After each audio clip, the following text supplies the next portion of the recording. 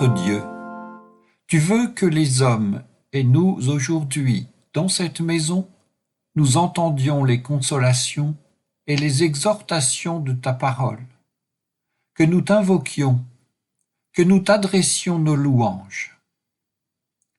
C'est à cause de ta bonté imméritée que tu veux qu'il en soit ainsi, car qui sommes-nous devant toi et pour toi?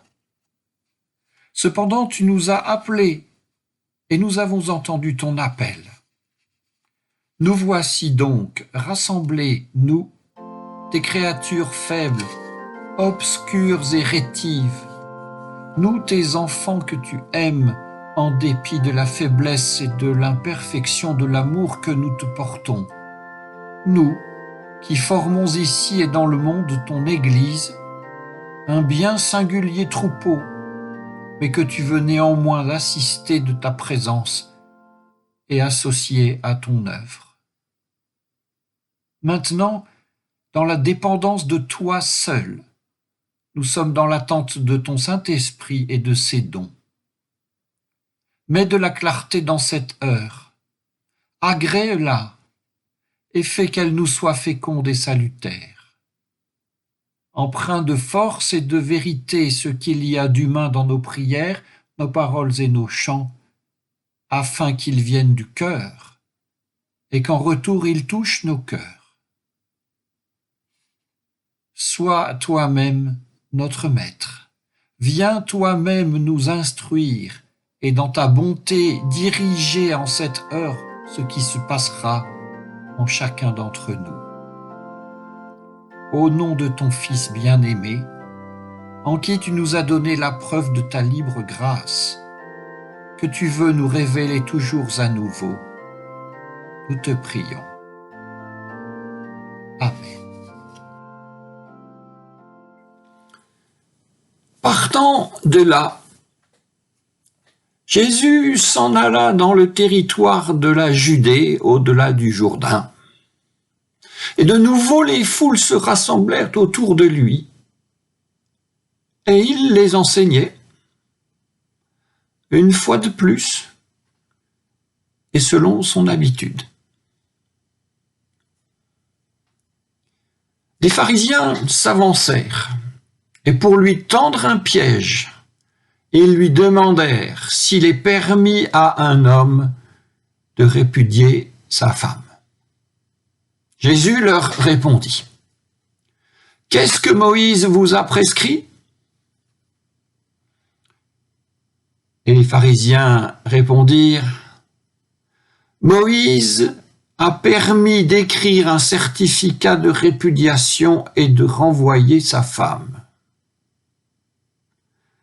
Alors Jésus leur dit, « C'est à cause de la dureté de votre cœur qu'il a écrit pour vous ce commandement. Mais au commencement du monde, Dieu les fit mâles et femelles, et c'est pourquoi l'homme quittera son père et sa mère et s'attachera à sa femme, et les deux ne feront qu'une seule chair.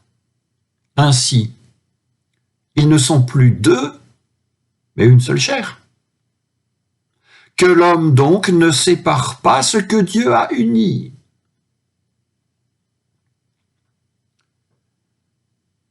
Plus tard, en privé, les disciples l'interrogèrent de nouveau sur ce sujet.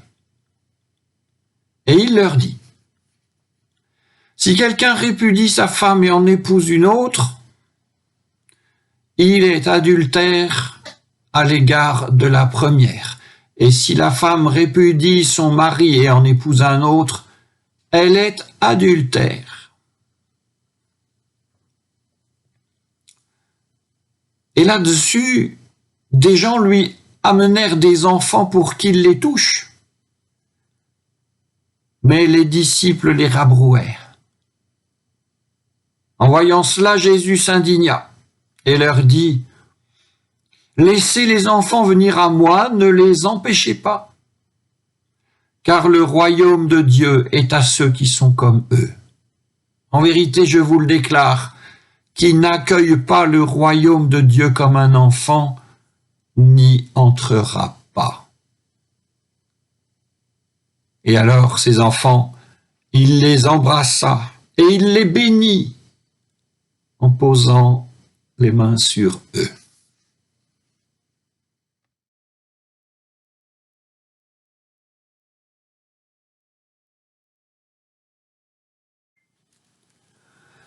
Si nous ne prenions en considération que les 16 versets de Marc que nous venons de lire, nous aurions entre les mains 2 enseignements de Jésus, l'un sur le couple, disons, et l'autre sur l'accueil des enfants. Il est toujours possible de procéder ainsi, c'est-à-dire de considérer le verset ou la page qu'on est en train de lire comme l'exposé d'un commandement absolu et intemporel.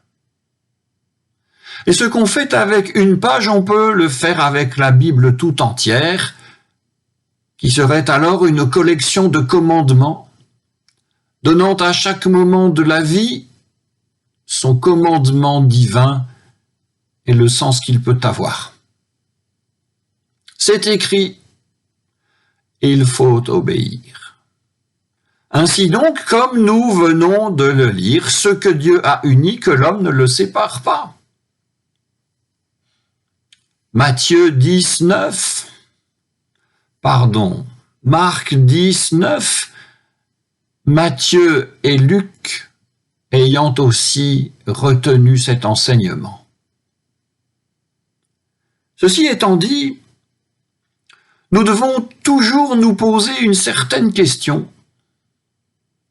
Est-ce pour énoncer quelque chose d'absolument absolu que Jésus parle?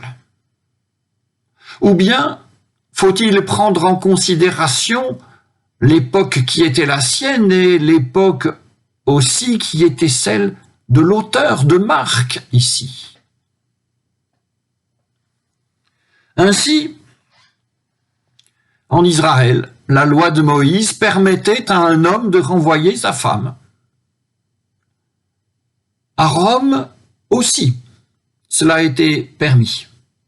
À Rome, en plus, la Romaine avait le droit de renvoyer son Romain et d'exiger de lui pension et dédommagement. C'est un droit que la femme israélienne n'avait absolument pas. Mais retenons, tel était le droit renvoyer. Mais renvoyer pour quel motif? Renvoyer pour aller où? Dans quelles conditions? Eh bien, chers amis, ici, il faut que je vous dise que les traducteurs manquent souvent de simplicité. C'est-à-dire qu'ils habillent de beaux mots d'aujourd'hui des réalités d'hier, réalités sordides. Ils parlent de répudiation ou de divorce, alors qu'ils devraient plutôt parler de flanquer dehors et de laisser crever. Pardonnez-moi, mais avec le même verbe grec, vous pouvez faire cela. Telle était probablement la terrible réalité de la mise en œuvre par ces messieurs d'une ordonnance précise et pour eux extrêmement avantageuse de la loi de Moïse, Deutéronome 24. Alors, nous comprenons pourquoi, en face d'autant de morgue, Jésus répond à la fin par un absolu, ce que Dieu a uni. Nous comprenons aussi pourquoi il insiste sur le 4e commandement du Décalogue, un commandement majeur sur l'adultère. Ce n'est pas pour parler à ses détracteurs de répudiation et d'épousailles, mais il s'agit bien plutôt pour ces messieurs d'en lourder une pour s'en prendre une autre. Entre Jésus et ses pharisiens, c'est commandement contre commandement. Les pharisiens ont tendu un piège à Jésus, un piège biblique. La réponse que Jésus propose doit être biblique pour qu'il ne tombe pas dans le piège qui lui est tendu. Eh bien, pourvu que ses disciples, pourvu que ses lecteurs, les lecteurs que nous sommes de ces versets, ne reconstituent pas à leur tour le piège qui était tendu à Jésus, pourvu qu'ils n'y précipitent pas leurs contemporains. Nous allons revenir bientôt à ces premiers versets. Il y a dans l'évangile de Marc une séquence qui rassemble 3 chapitres, 8, 9, 10. Nous avons lu ces dernières semaines une partie de cette séquence et des éléments nous en seront proposés pendant quelques dimanches encore.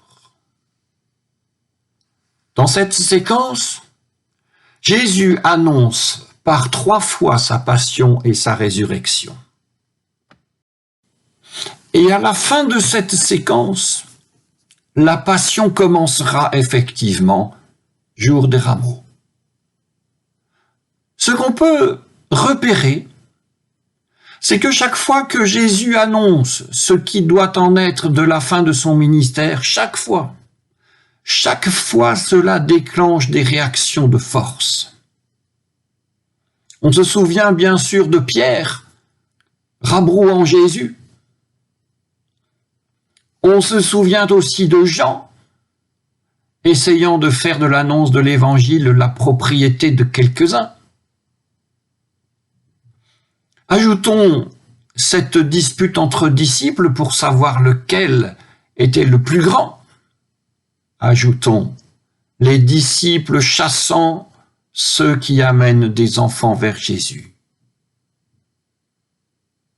Nous ne rappelons que ça, réaction auxquelles il faut ajouter celle des pharisiens dont nous venons de parler.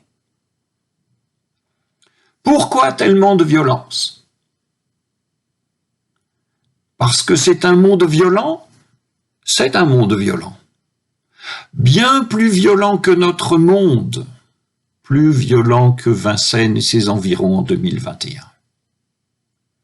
Mais il y a surtout que la parole et les actes de Jésus-Christ, Fils de Dieu, agissent comme des révélateurs de violence. Ainsi donc, Jésus parle et agit, et bien sûr sa parole est puissante, et ses actes merveilleux, mais une parole puissante et des actes merveilleux devraient plutôt susciter un silence d'admiration et une attitude de soumission. Or, il n'en est rien. Pourquoi ? Eh bien, parce que Jésus ne parle pas et n'agit pas pour occuper la place, ce que font ses détracteurs, ce que font aussi ses disciples. Jésus parle et agit pour libérer de la place. Jésus libère. Il libère les humains. Il libère de la place. En annonçant sa passion et sa résurrection, dans le sens très stupéfiant qu'elle a jusqu'en Marc 16, 8, Jésus annonce qu'il ne veut ni gloire, ni pouvoir, ni honneur. Il annonce qu'il va se laisser saisir et anéantir. Nous pouvons imaginer quelle sorte de vertige cela a pu engendrer, non seulement chez ses disciples, mais aussi chez ses détracteurs. Ils se sont trouvés tous comme face au vide, pris d'un vertige. Mais autant les actes et paroles de puissance de Jésus pourraient être de nature à combler ce vide, autant l'incompréhensible enseignement de la passion et surtout de la résurrection est de nature à creuser ce vide, en effaçant les actes de puissance, en biffant l'aura qui pourrait être la leur. En face du vide, confronté au vide, l'être humain remplit. Il remplit, réaffirme sa puissance en allant au plus facile, en s'en prenant donc à celles et ceux qui sont le moins susceptibles de répondre ou de se défendre, les femmes, les enfants, les faibles, les malades. Et c'est là que l'être humain, même s'il est en son temps disciple de Jésus-Christ, Fils de Dieu, c'est là que l'être humain renvoie ce qui apporte des enfants pour que le Maître les bénisse. C'est là que les forts mettent en œuvre des lois qui leur permettent de lourder leurs faibles partenaires. C'est aussi là que d'autres réclament à Jésus pour eux-mêmes les plus hautes récompenses célestes. Et d'autres encore exigent des signes venus du ciel. Tout cela, c'est pour contrer le vertige qui les saisit devant les actes et les paroles de Jésus. Tout cela, c'est pour remplir ce qu'ils perçoivent comme un abîme. Encore quelques versets, et la séquence de 3 chapitres dont nous parlons aujourd'hui sera finie. Et alors, dans le cours du récit de l'évangile de Marc, la passion commencera. Les disciples de Jésus n'auront vraisemblablement pas saisi ce que leur maître voulait leur faire comprendre. Les adversaires de Jésus n'auront en aucun cas modifié leurs usages et leurs projets. Les disciples veulent conserver Jésus. Les ennemis de Jésus veulent se débarrasser de lui. Ni les uns ni les autres ne parviendront à leur fin. Jésus-Christ est quelqu'un qu'on ne conserve pas. Jésus-Christ est quelqu'un dont on ne se débarrasse pas. Et ainsi, le vide demeure. Et avec ce vide, sans doute une certaine inquiétude. Cette inquiétude, il est possible de tout faire pour l'effacer, tout faire, même tuer. Mais cette même inquiétude, vous pouvez la regarder aussi comme une inquiétude positive, une inquiétude d'ouverture. J'oserais presque dire que cette inquiétude d'ouverture est la sœur de l'espérance. Inquiétude comme ouverture à la vie, c'est-à-dire à ce double moment de l'ouverture à la vie, accueillir et donner.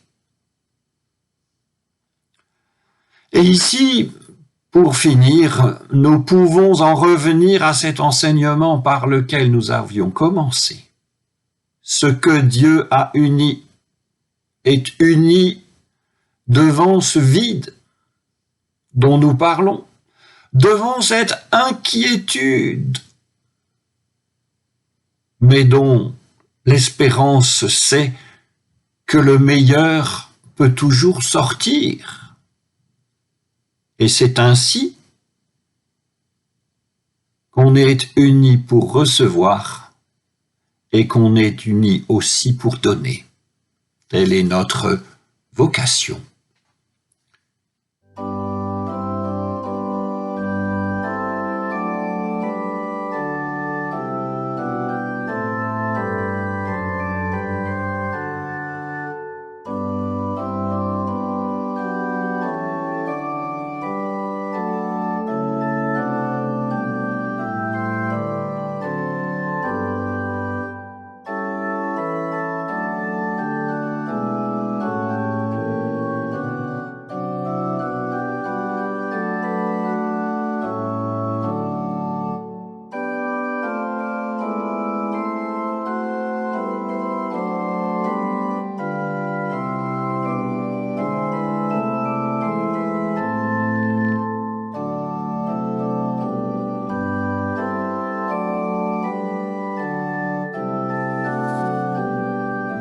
Seigneur, nous voulons te bénir pour tout ce que tu nous as donné, pour la communion des frères et sœurs en Christ, pour ta parole vivante, lumière, nourriture et vie que ton amour nous a donnée.